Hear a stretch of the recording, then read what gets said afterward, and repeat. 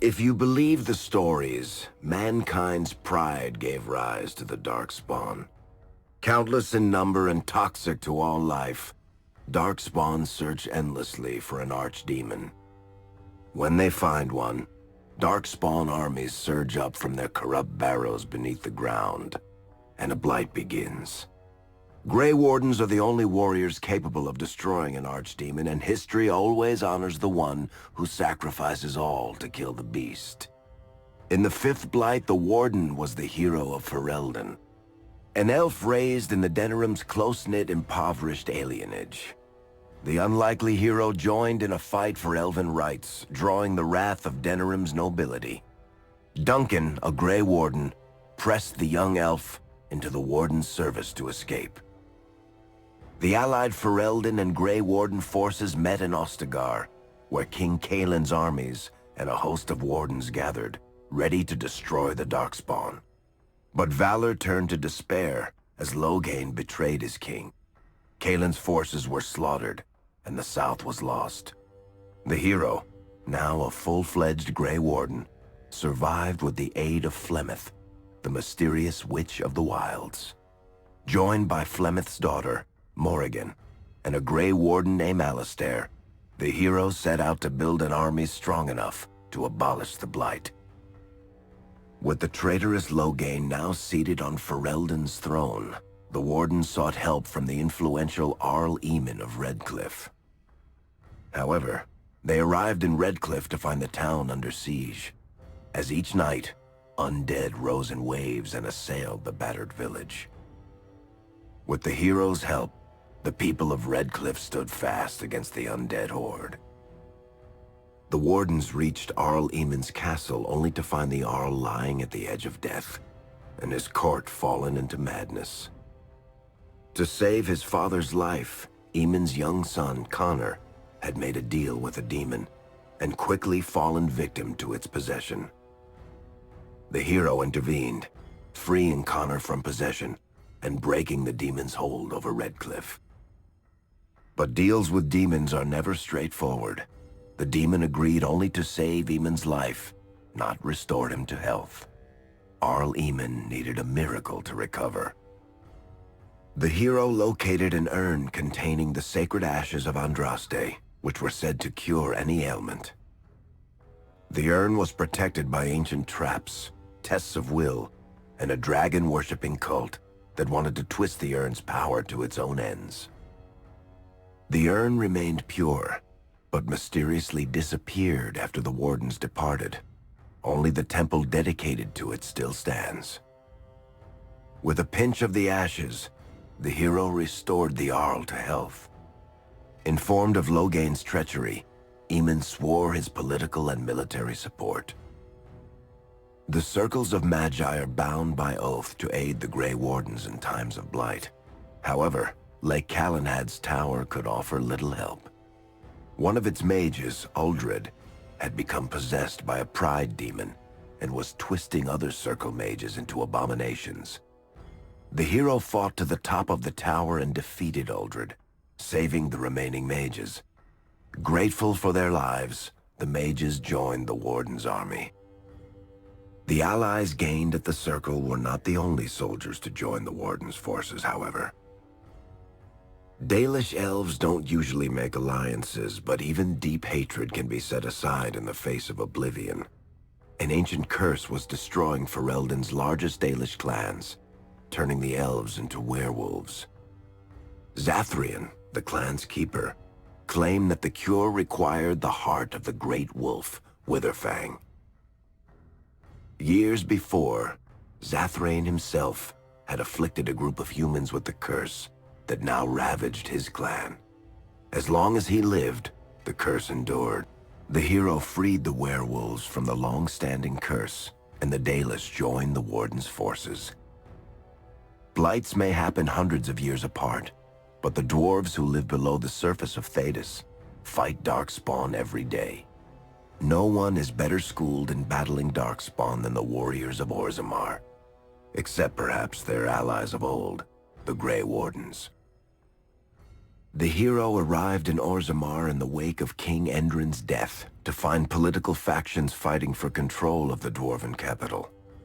Only the vote of a venerated paragon could break the deadlock to elect a ruler, and order the dwarves to honor their Grey Warden treaty and join the battle against the new blight.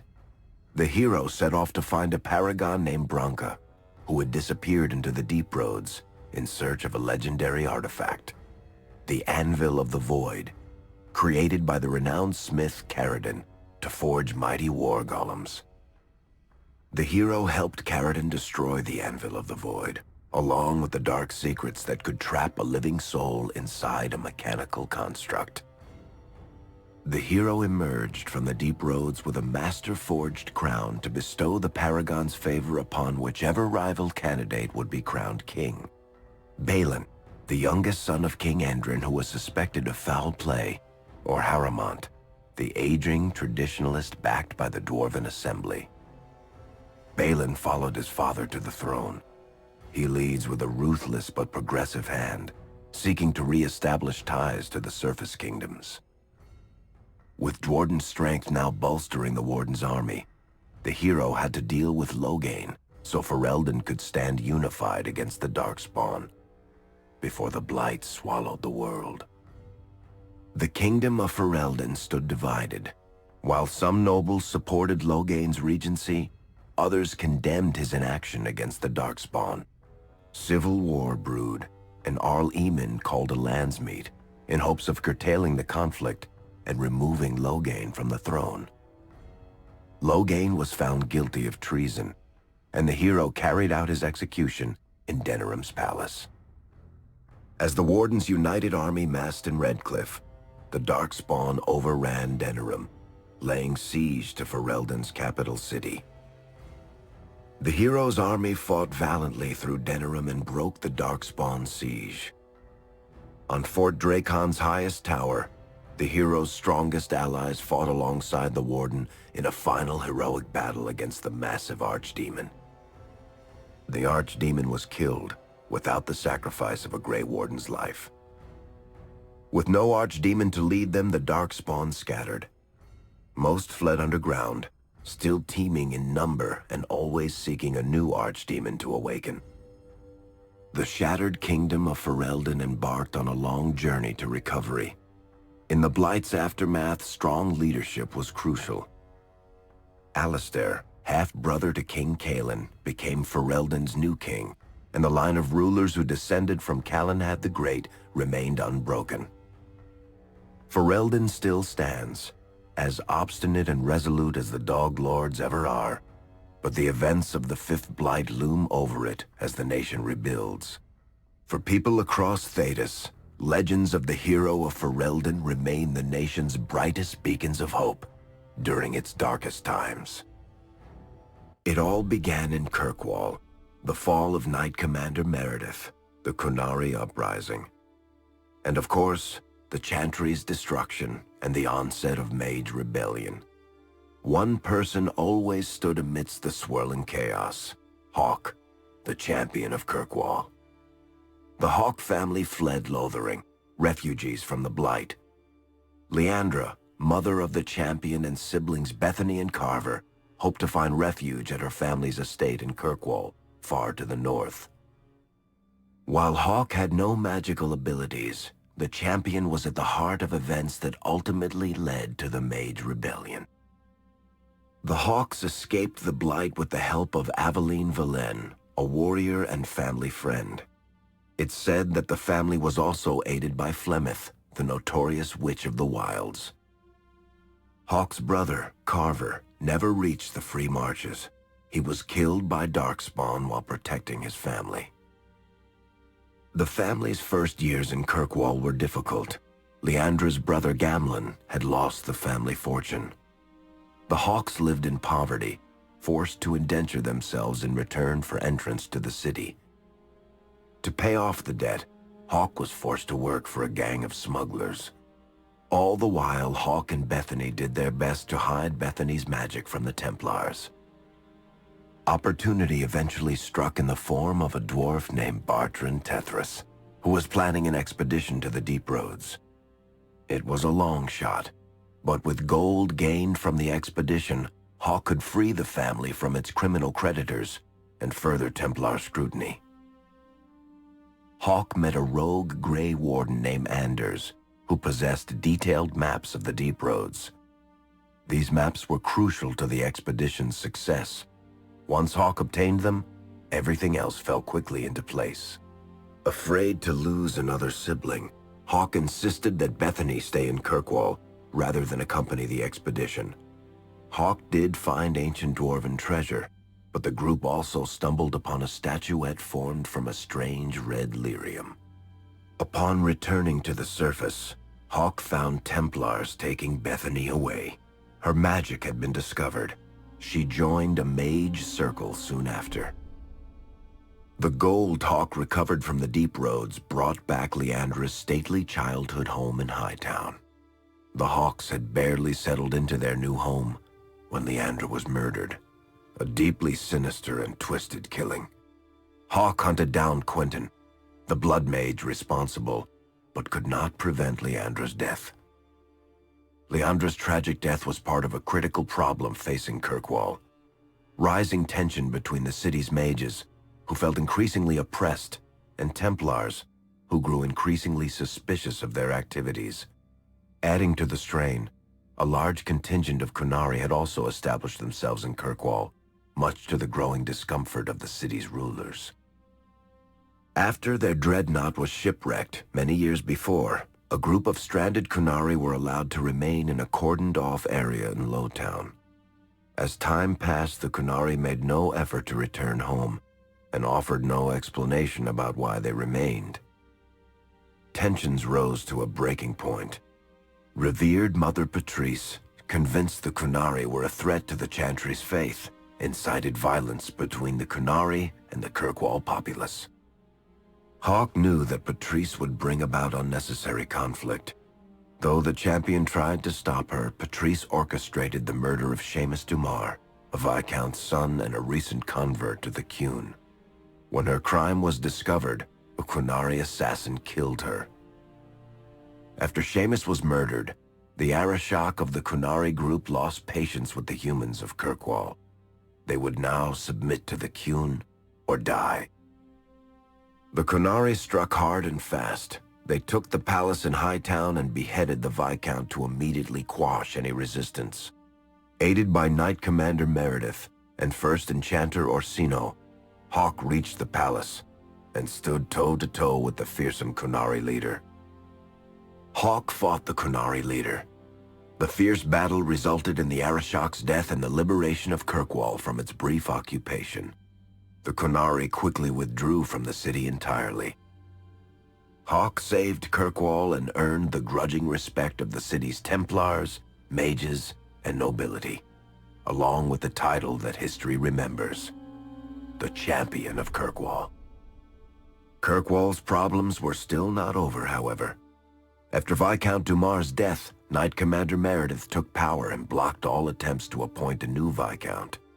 Under Meredith's command, the Templars tightened their grip on the mages, planning to suppress what Meredith saw as a growing rebellion. Anders, who spent years fighting for justice and freedom for his fellow mages, saw that the time for negotiation was past. He destroyed Kirkwall's chantry, killing hundreds, including Grand Cleric Elthina. This single act began a rebellion that spread from circle to circle, until all circles of Magi had risen up in defiance against chantry rule. Though Anders had done the unforgivable, something stayed the champion's hand. Anders survived the day, although many others did not. Fighting spread swiftly through the city. Some mages rebelled openly, many of them succumbing to possession. Templars turned their swords on mages who rebelled and on those who did not. As First Enchanter Orsino refused to bend to the Templars, Knight Commander Meredith demanded that every mage in Kirkwall be put to the sword. Hawk saved many mages from Templar blades, keeping them from succumbing to possession or the temptations of blood magic. In the end, however, Hawk was forced to strike down Orsino, who had betrayed his own values by resorting to blood magic himself. The battle proved one thing. Knight Commander Meredith had gone mad. Hawk saw the truth of it when Meredith unsheathed her sword, and the red lyrium idol from the deep roads was embedded within it. The blade fueled her hatred and paranoia, as it had for months. After a horrific battle, the red lyrium of the Knight Commander's sword consumed her as she died. Meredith became a statue, her face a frozen mask of horror. Little is known of the champion since that final battle. However, Hawk's story lives on in legend and song. Memories of the indelible changes the champion of Kirkwall brought to the face of Thedas. The Mage Rebellion in Kirkwall was felt throughout Thedas, the news spreading like wildfire. The Templars clamped down in response, but each new restriction only made things worse. Led by Grand Enchanter Fiona, the mages voted for independence. The Circle of Magi would govern itself, without the Chantry and especially without the Templars. The result was cataclysmic. 2 circles were destroyed. Those within killed to the last mage, before the rest fled into the wilderness. Perhaps the mighty Empire of Orlais could have intervened in the war before it began, but that was not to be.